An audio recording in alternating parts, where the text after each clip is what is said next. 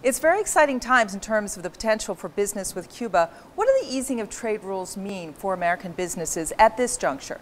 Well, frankly, we're starting on a process, and it's going to be a long, slow, and deliberative process, but the administration and the president are taking the first step to normalize diplomatic relations, to empower the Cuban people, and to hopefully bring them increased prosperity, freedom in the future.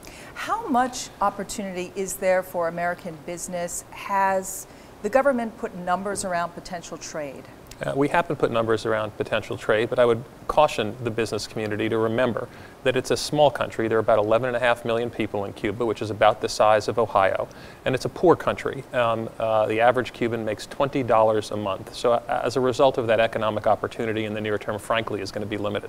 There are challenges, too, just in the normalization of relations. Cuba is still on the terror watch list from the State Department. It is, but the State Department is working to lift that, and hopefully, and we're making real progress, and hopefully that will happen in the future. You formerly were a banker in your previous life. Think of this as a banker. What are the risk rewards for American entrepreneurs when they think about Cuba? Well, I think the risks and rewards to some degree are really more profound for the Cuban people, as I mentioned earlier. The risks for the Cuban people are they continue down the path that they have been on for the past 50+ years, which is not a path towards prosperity. The rewards are engaging in a global economy and making progress in a way a lot of their neighbors have made over that period of time. If you look at all the exciting things that have happened in Chile and Colombia, in Peru and Mexico, that is really the opportunity for the Cuban people, and I think it's a very exciting one. What's the biggest hurdle that the U.S. government is facing right now as some of these plans with Cuba try to move forward? Well, we still have a trade embargo, and the president has called upon Congress to lift that embargo. And until that embargo is lifted, it's obviously going to severely limit the commercial interaction that American companies can have with Cuba. What's the likelihood that happens, that it is actually lifted? Well, I'm not in the parlor guessing game business, but the president was bright and clear and unequivocal that it has called on Congress to do that, and I think we're all hopeful that that's going to happen. What's the dialogue like currently between Cuba and the U.S.? Well, I'm actually here today with Assistant Secretary Roberta Jacobson, who has had 3 very constructive negotiating sessions with her Cuban interlocutors, and hopefully that continues to progress.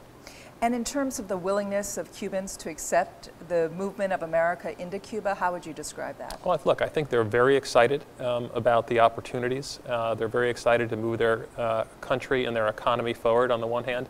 On the other hand, I think there's some caution. There have been some false starts with reform in the past in Cuba. And they're hoping that this time, with this initiative by the president, that finally that there's going to be a road towards more progress. But I think they realize that it's going to be a slow one. Any concerns about ripple effects in other countries, say Venezuela? Well, Venezuela has their own issues, as you know, and so they've been an active supporter of the Cuban government, and I think given some of the constraints that they are now facing in their economy, that's going to be more challenging for them to do, and it's going to have some real implications for the Cuban people, but we really do look at those things separately. Tell me a little bit about the energy at the summit, the people that have come here to learn more about this issue. Oh, it's fantastic. I think it's a more than sold out crowd. They had to turn people away. There was standing room only this morning, and I think that's reflective of the enthusiasm that the American people have for finally making progress after 50 years of a failed policy with Cuba. Thank you so much for your time. Thanks so much for having me today. I'm Rhonda Schaffler for TheStreet.